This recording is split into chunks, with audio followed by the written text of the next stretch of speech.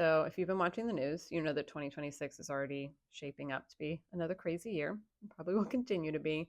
One of the positive things coming out this year, though, is President Trump is focusing heavily on housing affordability and trying to make changes for buyers that will create a positive impact.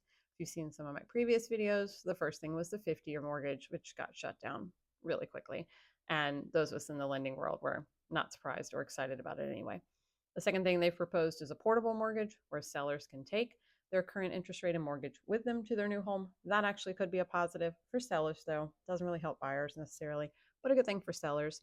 And then what's recently come out is Trump is proposing to put a ban on institutional investors from buying massive amounts of property. So if you've seen anything going on in the housing industry, you have heard of these larger investors going out and purchasing multiple properties with cash and turning them into rentals, whole neighborhoods sometimes. Now, supposedly, this is still only 1% of purchases, so it's not like these single entities have a monopoly now on houses. However, where we have buyers that are already struggling to afford houses, and these companies are coming in and swooping and taking all of the lower priced homes and paying in cash, it takes inventory away from buyers that they can actually afford. So, one of the proposals is to ban those entities from being able to purchase these as investment properties. The tricky part is from that, it's really hard to actually police that and know exactly what's going on. Cash buyers are cash buyers, right? Cash buyers purchase things in their name and LLCs, etc. They don't even have to disclose how they're purchasing the property for usage as long as it's going to be residential. So that could definitely be a tough one to police. And I'm pretty sure multimillionaires will find a way around it, even if they try to, honestly. So, first, it has to be approved. We don't know if that order will actually be voted on and approved. It actually was proposed a year ago and got shut down. So, we don't know if it'll move forward.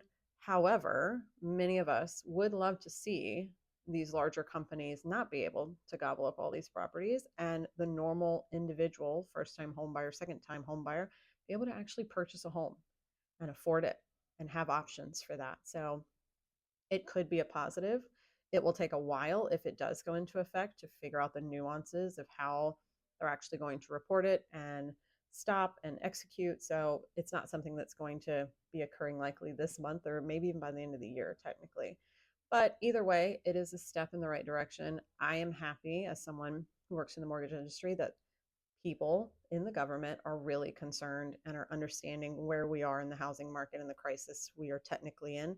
We're not in like a 2008 market crash type of crisis, but we are in a status right now that it's extremely difficult for people to buy comfortably. So we have to figure out how we make good changes to have buyers that can afford their mortgages and that can buy. So we will see what happens. Again, it could be shut down a week from now. We don't know, but wanted to keep you updated on what is going on out there. If you have any questions, though, feel free to message me.